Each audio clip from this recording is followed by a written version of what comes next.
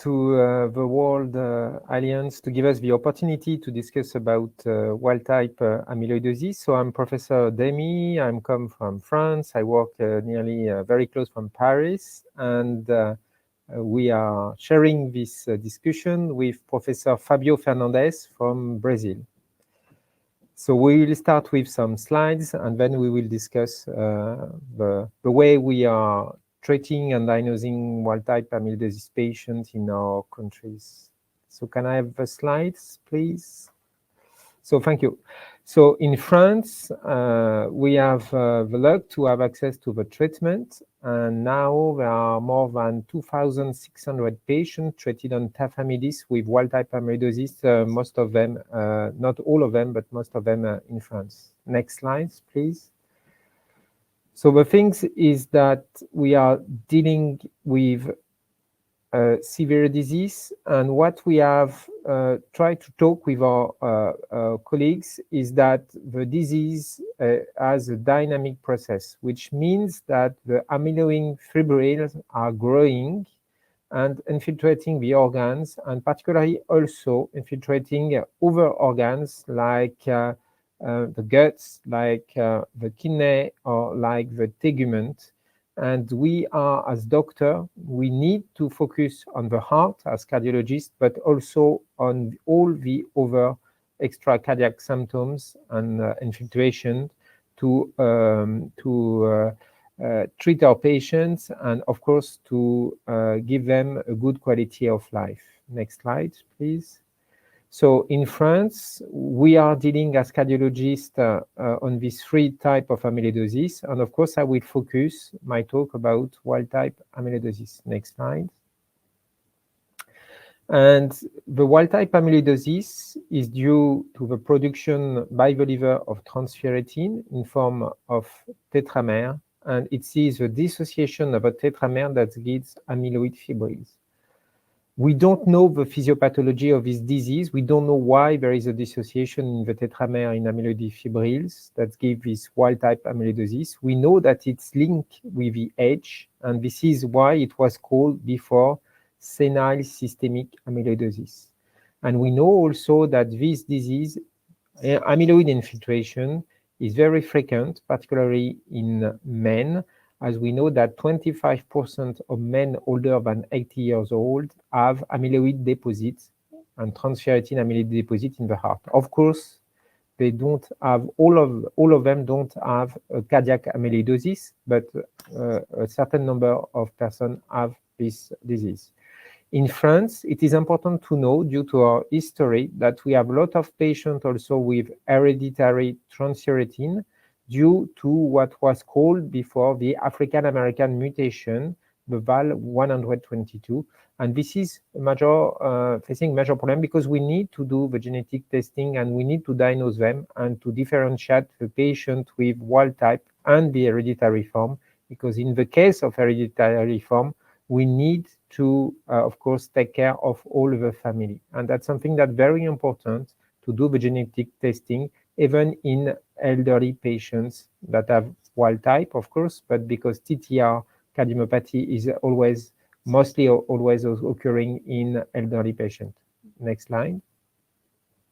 So in France, we are a lot of research that are now done on this field. And this is one study that has been done using our health system database, which is called SNDS. And we studied the number of patients diagnosed with ATTR cardiomyopathy in France, and we are able to study the incidence and the prevalence. And nearly now, we have nearly 5,000 patients that has been diagnosed with, that are included in the database in France. And this incidence is growing, as you can see, nearly 24% more during all this time of study in annual growth, which means that more and more cardiologists are involved in the diagnosis of this disease, and we might have more and more patients, of course, diagnosed in the next years, in the years coming. Next slide.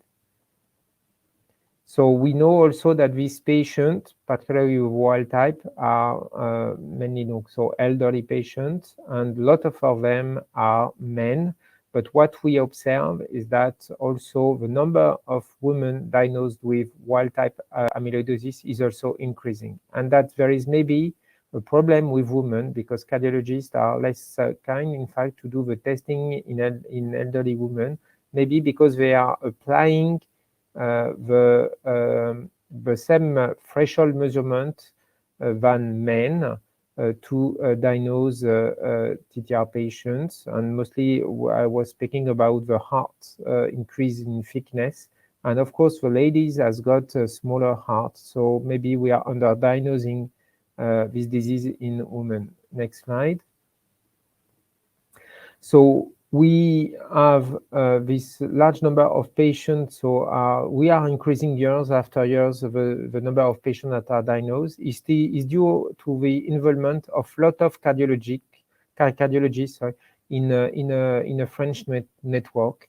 There are more than 25 centers now that are really involving in doing the testing. So we have a website that is growing years after years in data, information, videos, leaflet also that you can see there to help over specialities, doctors, over disciplinary, but also cardiologists to take care of this patient.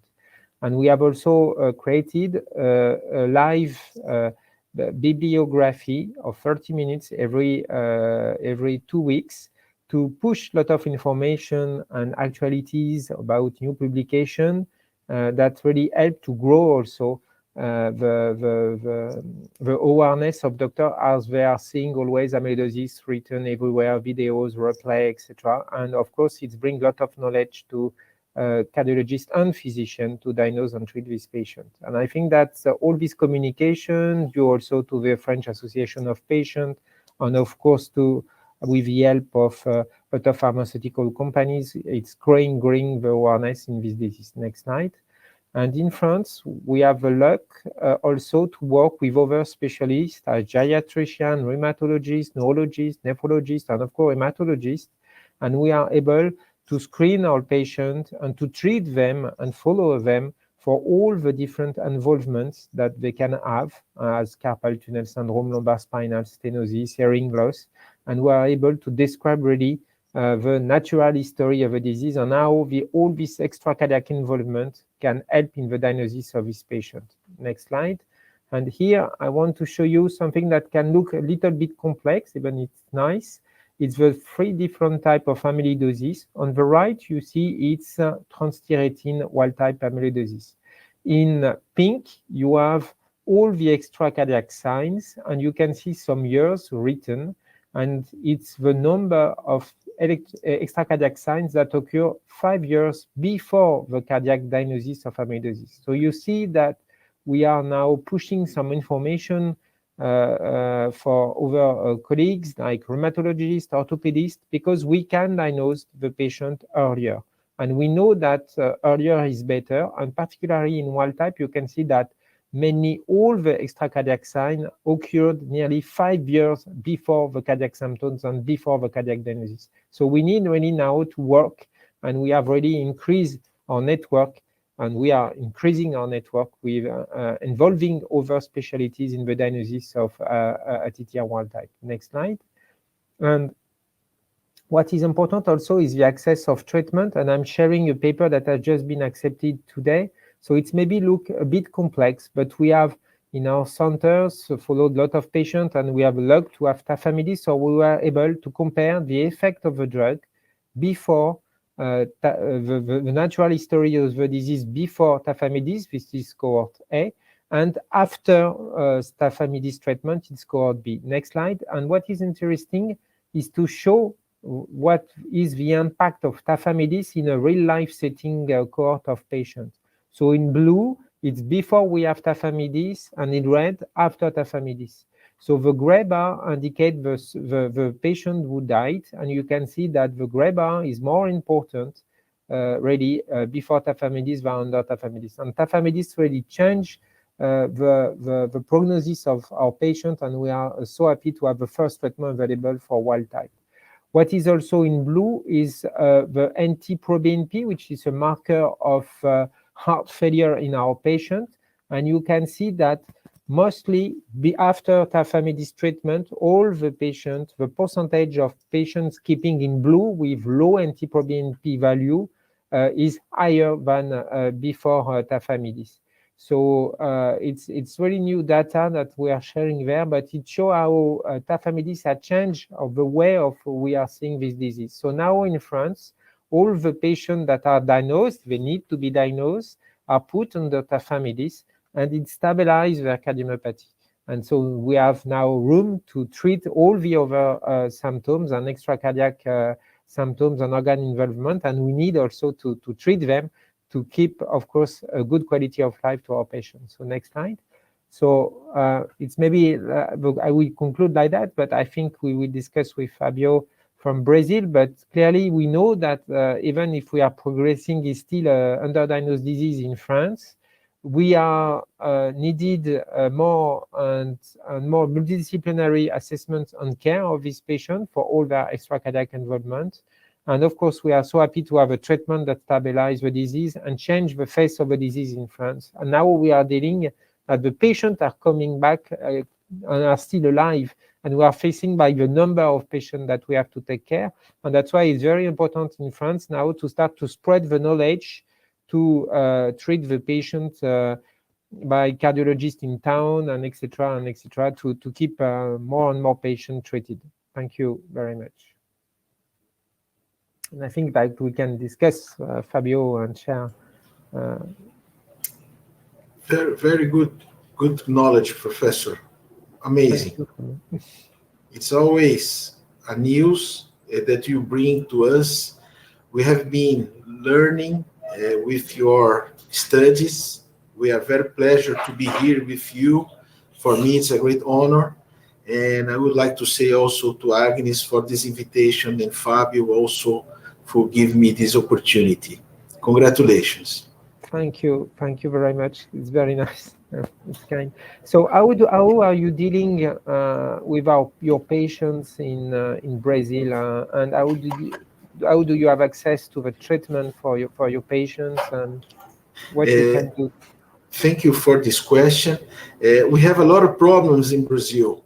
The journey from the symptoms until the correct diagnosis, there is a long delay. There are long delay between AL amyloidosis and TTR amyloidosis.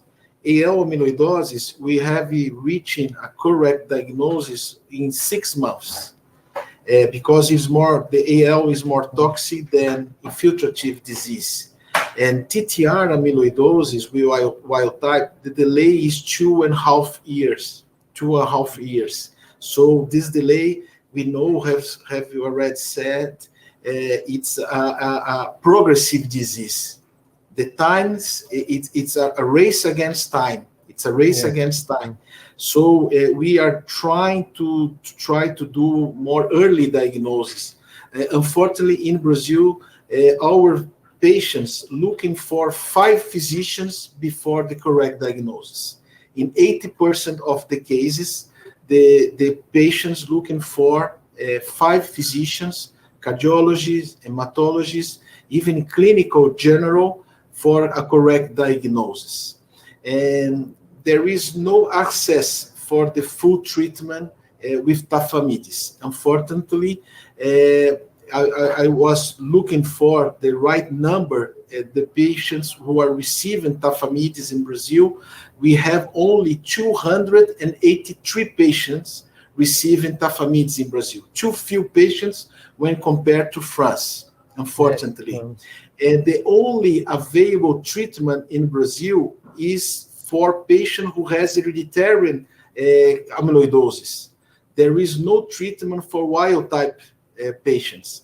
And the dose that was prescribed for these patients, it's only 20 milligrams.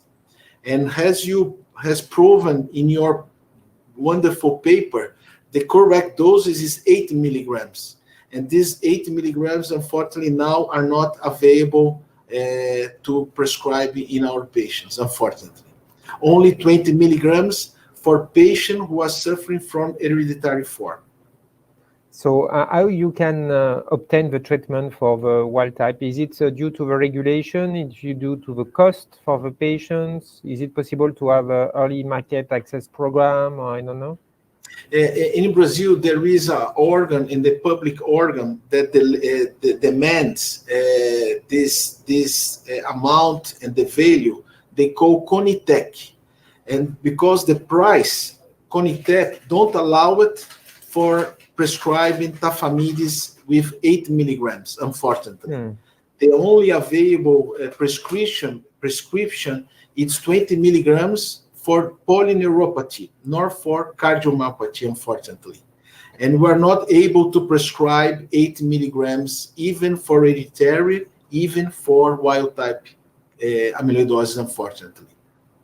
So the thing is that now looking back, we have to fight with the French Association of Patients to get the early access to tafamidis after the publication of ATTRACT. So of course it was obtained not easily, but the thing is that now due to the impact of ATTRACT on survival of these patients, so and if you compare the impact of tafamidis on polyneuropathy and the impact of cardiomyopathy, because in cardiomyopathy it's saving lives, do you think that we can do something to help you to obtain the authorization, the approval for this drug, even with 20 milligrams, because even 20 milligrams saves lives comparing to nothing?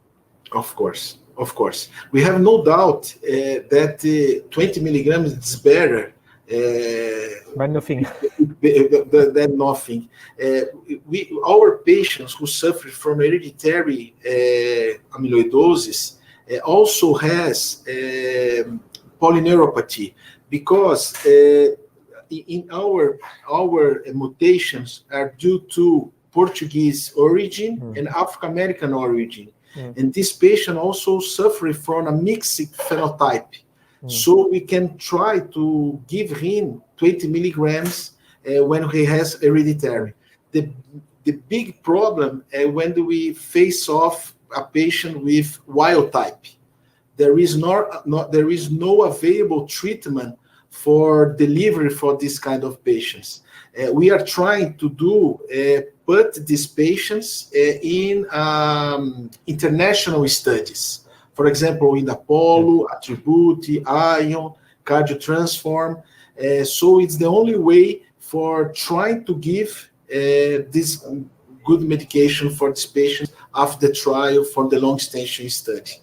But for us, as a clinician, we have a lot of problem when we face off with patients with wild type of amyloidosis, because there is no available treatment in Brazil.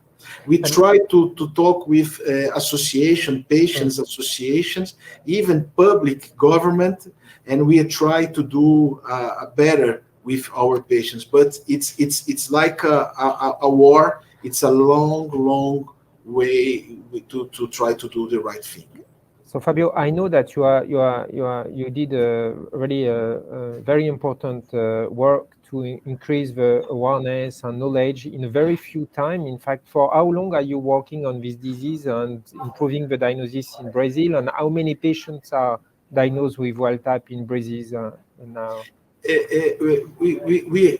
We are trying to do a registry right now only in São Paulo State. We are able to put almost 600 patients in these registries only in São Paulo State.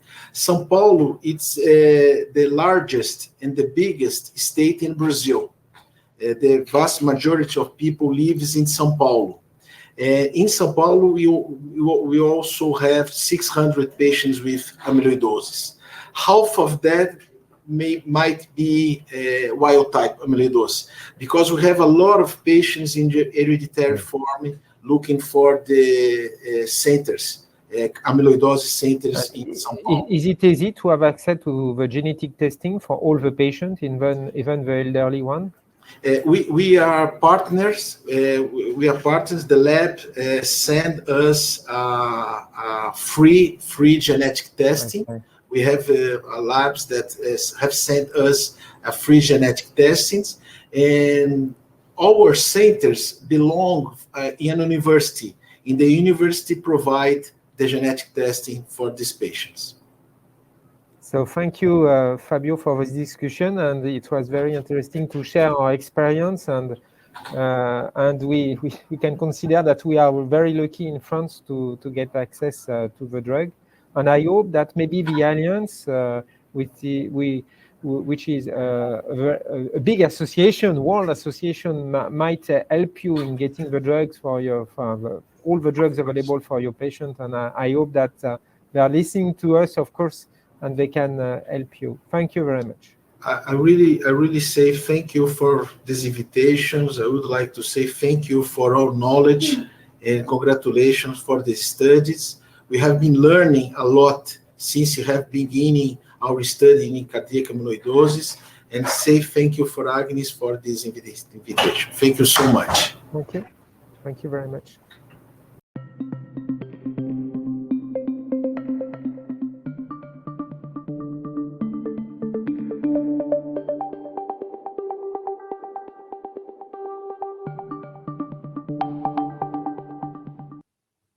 So good evening. I'm Professor Thibaut Damy. I am a cardiologist working in France, and I'm very happy to share this communication with François, who is a patient.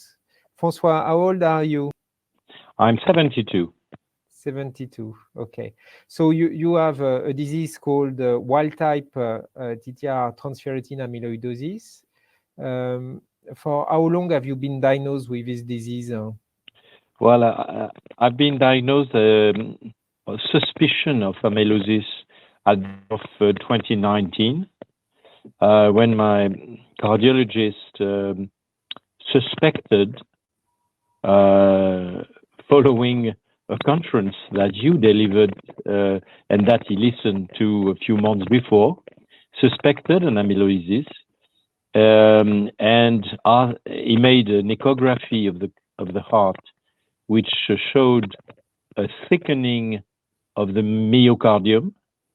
And then he was more and more suspicious and asked for a scintigraphy, a scan, a scintigraphic scan, which then showed very clearly, very obviously, the presence of amyloidosis fibrils in the myocardium. But the fact and the matter is that the symptoms, the various symptoms that you, a few weeks later, interconnected as the early symptoms of this illness, these symptoms appeared much earlier, at the end of the first decade of the century, or in the first years of this decade. Between 2010 2012, the two carpal tunnels of the wrist had to be treated by surgery, and at the very same period, between 2010 and 2015, 8 of the 10 fingers had to be also treated by surgery of a nodular tendonitis. In the same period, between 2000 and 2014, my left shoulder required surgery for tendinovitis, and all these symptoms affecting the joints and the tendons were not connected at all to amylose. The doctor, the surgeon, and myself were inclined to find the cause, the reason, in an intense practice of climbing in the previous decades, and they believed that it was a consequence of this intense rock climbing practice. In the same years, I was also affected by a growing syndrome of, let's call it, vagal discomfort, or dizziness in orthostasis position, which was investigated in the cardiology department of La Pitié-Salpêtrière without any conclusive diagnosis. A few years later, the generalist following me discovered a severe sleep apnea of more than 40 apneas per hour of sleep, which was treated by a respirator during the night, but the origin of which was not identified. During this very same period, I also suffered from growing erectile disorders, but this time again, we searched and found another reason, which was a prostate cancer, which was diagnosed in 2017 and operated in 2018. So during all this period, the dots were not connected, and nobody has to be blamed, because during this decade, the yearly checkup of which I was performing with an electrocardiogram at rest and during intense effort did not send any alarm signal regarding my heart. And it was only at the end of 2019 that this cardiologist, who is also a friend of mine, having heard your conference,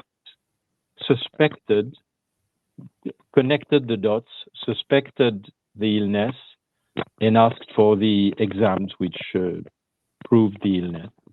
And after that, I was taken in charge by you at Henri Mondor, and my life has changed, because now I have not only an explanation of the past, but a hope for the future.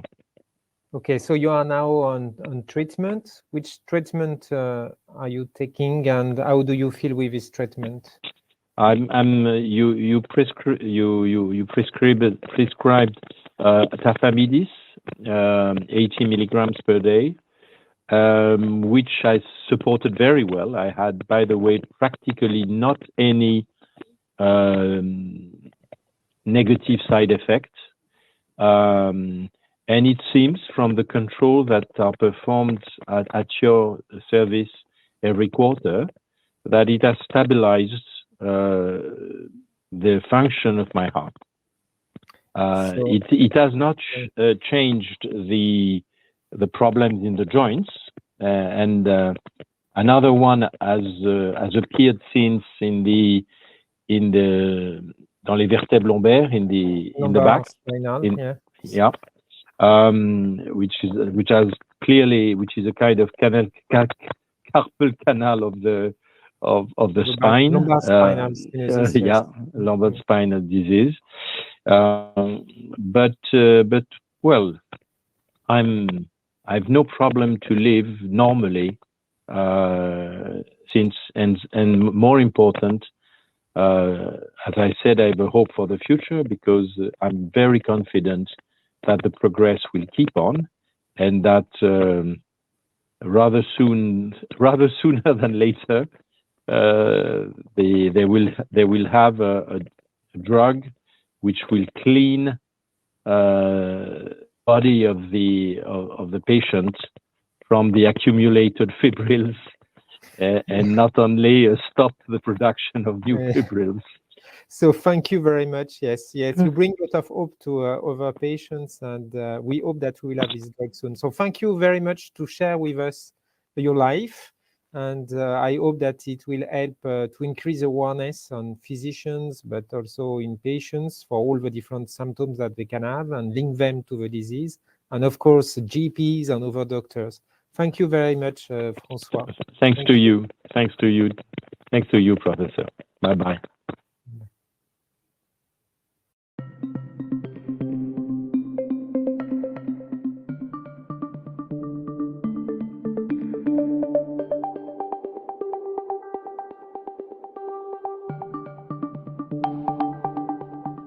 Olá, eu gostaria de agradecer o honroso convite de poder participar desse Dia Mundial da Amiloidose.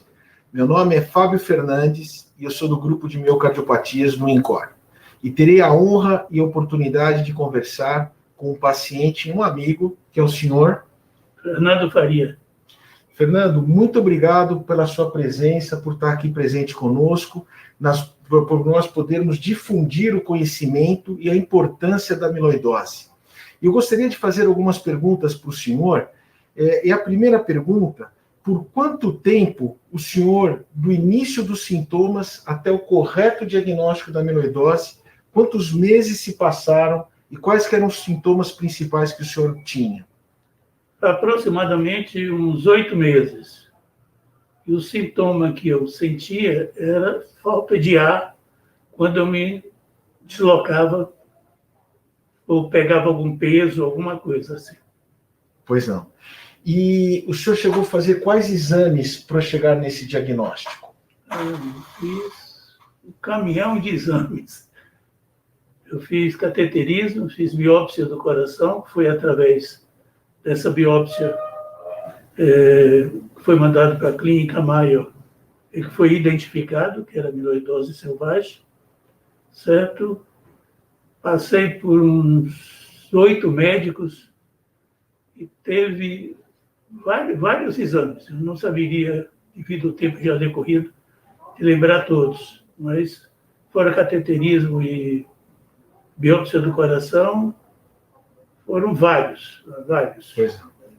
Ou seja, os sintomas que o senhor Fernando apresentava eram sintomas de insuficiência cardíaca com fração de ejeção preservada.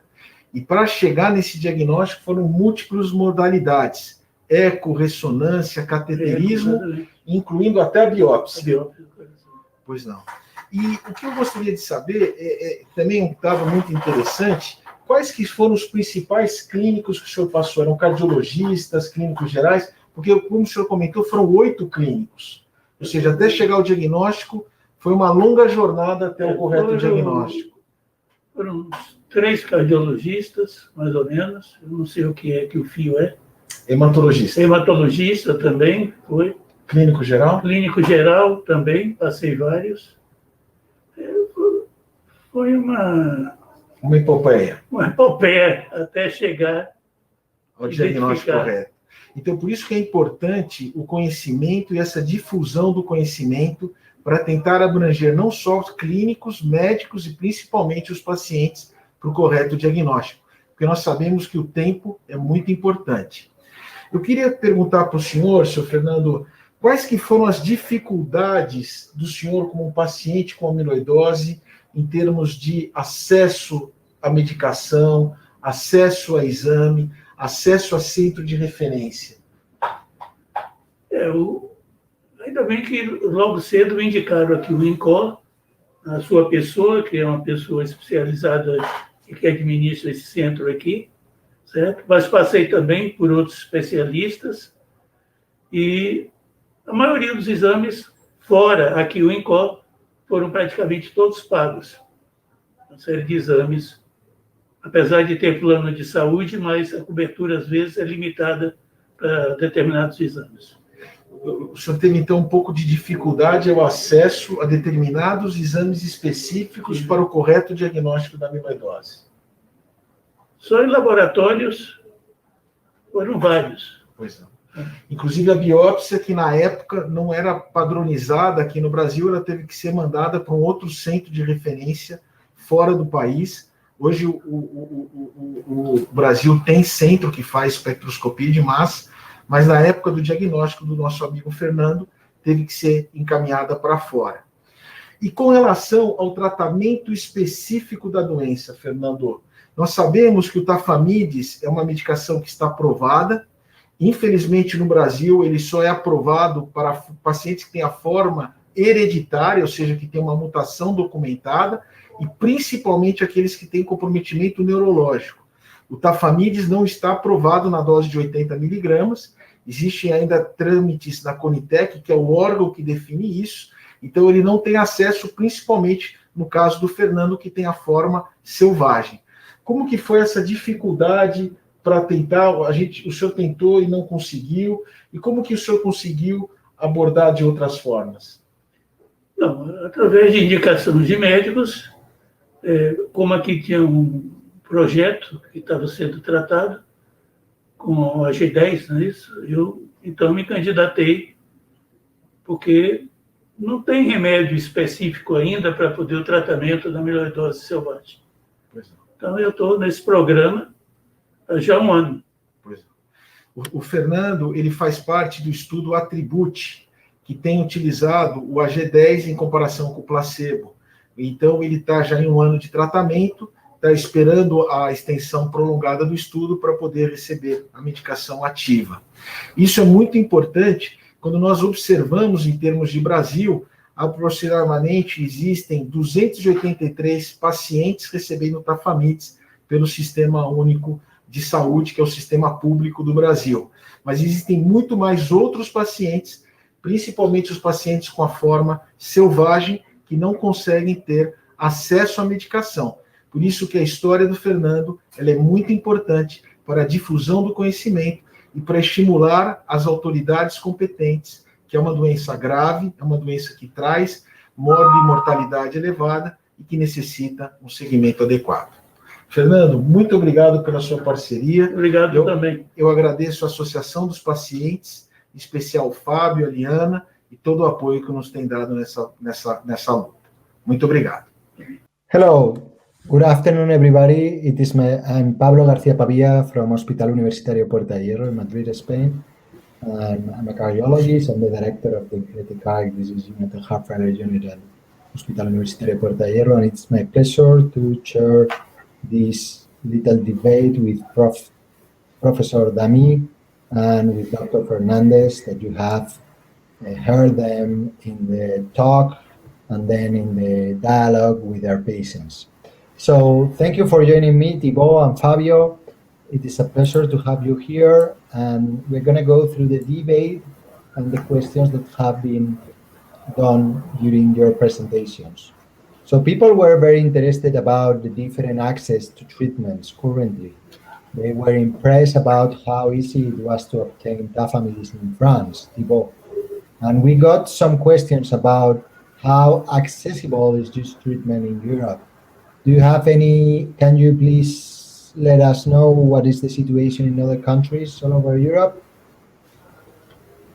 So I have not, of course, all the information regarding all the different European countries, but it's true that there is a huge heterogeneity between countries. And I know that I think that in England they are struggling, in Spain also, maybe Pablo, you can explain, in Italy also. And I think that the two countries that have access to tafamidis really without difficulties are Germany and France, and there are also, I think, Czechoslovakia and Slovenia that have access to the country. But I think that it's still difficult for other countries to have access. Yeah, it depends on a country basis. It seems that tafamidis is not going to be approved, reimbursed in the UK. To the best of my knowledge, apparently it will not be marketed in the US because in the UK because they forbidden. I mean, they thought that it was not appropriate, and in Spain it seems it will be available by the beginning of next year. At least that's the hope of the information that we have obtained, or we think it's going to happen.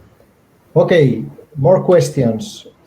Fabio, why you think it's so difficult to diagnose this disease? What have been the problems that people have had in order to recognize this disease more frequently? Okay. Professor Pavia, Professor Dami, thank you so much for this invitation. It's a pleasure and an honor to be here with our professors. I think there are two big problems.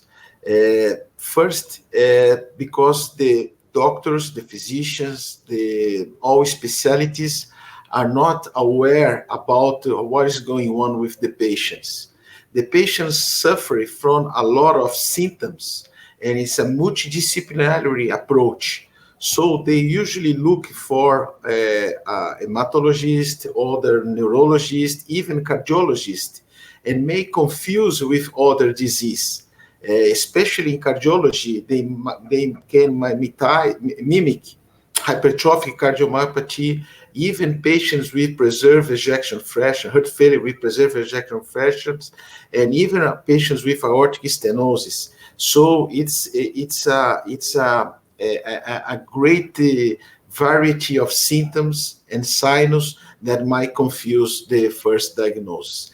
The patients, there is a long delay for looking because they are other symptoms. As Professor Dami said, 5 years early, they has other symptoms, not cardiac symptoms, and the physicians are not aware about the problem, even now. Okay. And Thibaut, can you please let us know, I mean, people were asking if this is something that only appears above 60 years old, or this is a disease that can appear earlier? Oh, yes, it's a disease that can appear earlier, but I think it's there is a thing to explain to all the people that are listening to us is wild-type amyloidosis is a bit like the Alzheimer's disease, in fact. So mainly, most of the patients are elderly, but you can have also young patients having this disease. And so we have some patients that have that are younger than 50 years old. So of course, that's not the main part of the type of patient that we are seeing, but with what we have done for 10 years with all our colleagues in France, we are now able to diagnose the disease earlier. And so we might change the mean age of these patients and get patients earlier at the beginning of a disease, which is a great hope for these patients, but also show that this disease, you can have patients older than around 50 years old also, or 60 years old. Yeah. The records, the youngest patient ever diagnosed with this condition was a 47-year-old male that was transplanted in the US. Yeah. So, I mean, as Professor Dami has just said, it is rare to have this disease below 60 years old, but it can be possible. Yes. Another question from the audience, Fabio, is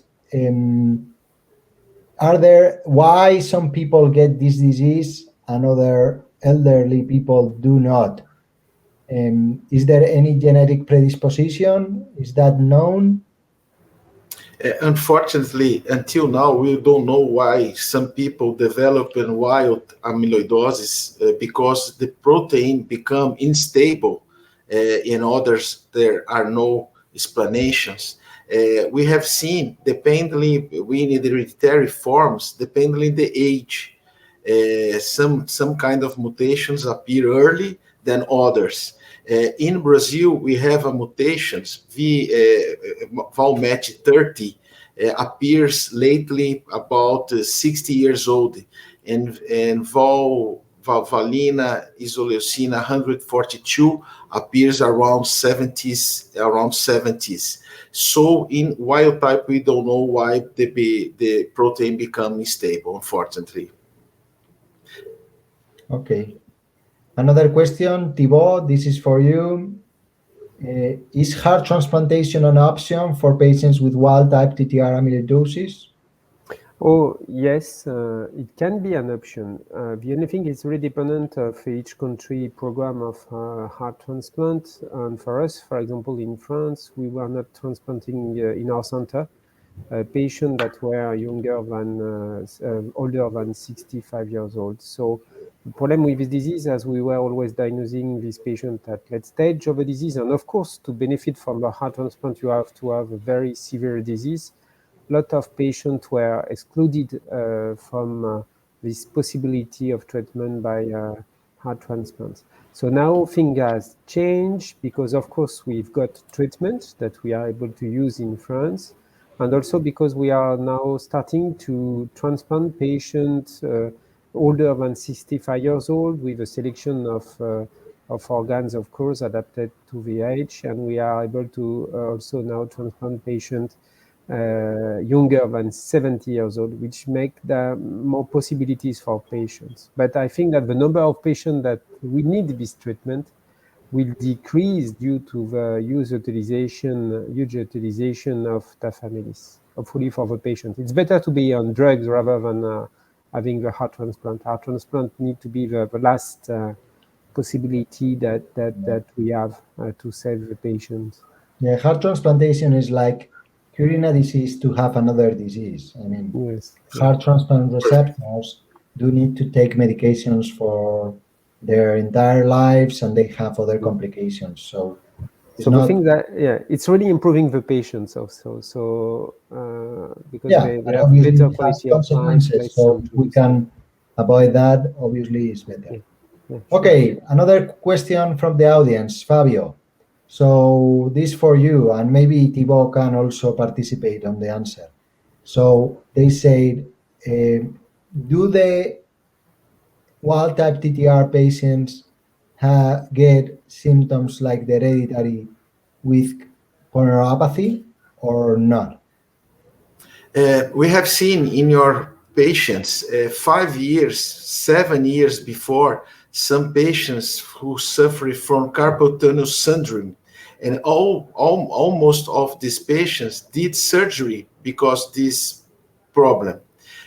So we have seen also other problems like diarrhea, obstipations, even a neuropathy, polyneuropathy also, sensitive and motor. So it's very important. Also, other symptoms like sexual dysfunctions may appear many years before the cardiac manifestations. So, as Professor Damin said, it's a very important looking for these symptoms in old patients because they might have amyloidosis. Perfect. Thibaut, do you want to add anything? Yeah, I think that with the help of all the patients that we are assessing, we are better understanding this disease, and we have seen in this wild-type patient a lot of patients with deafness. Most of them have got this deafness. And we have also seen some patients with dysautonomia that usually occurred more in other type of amyloidosis. This dysautonomia is a low blood pressure with symptoms when you are raising with dizziness, etc. And as François, the patient that you have just listened the testimony is explaining his life. He has this type of amyloidosis. So we also were able to show that these patients are also presenting a high frequency of sleep apnea disorder. And the type of sleep apnea disorder is really depending also if they have this neuropathy syndrome with sensitive neuropathy, as Fabio explained to us, but also some part of dysautonomia due to the alteration of the autonomic nerve system. And another thing I think is very important, and we learn when we stay in your service, Professor Pavia, is the biceps tendon rupture. And also is a symptom and sign, and they easily can see and can do the correct diagnosis in also 30% of the patients.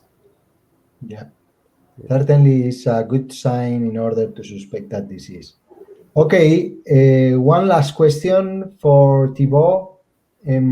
What can we do to improve diagnosis of this disease among family doctors about wild-type TTR amyloidosis? Yeah. So it's a big work to increase the knowledge of GPs.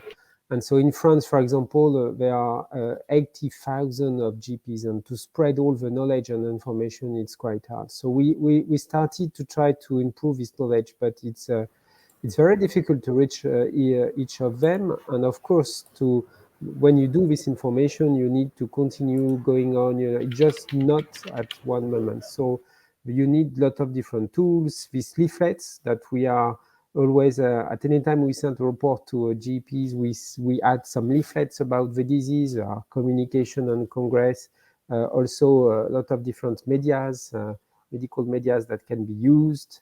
letters, etc. But it's very difficult because GPs are facing, in France, there are 7,000 rare diseases. So it's difficult to teach them. And this disease has such huge heterogeneity in phenotype that it might be difficult for GPs.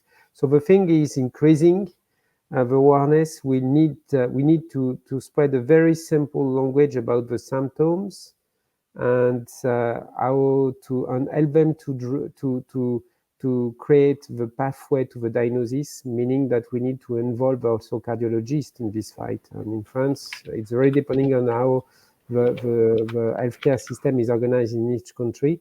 But in France, we have 6,000 cardiologists, and most of them are working in towns, so we can make the connection between GPs and cardiologists and private surgery, and then private surgery cardiologists can refer the patient to the centers, to the expert centers.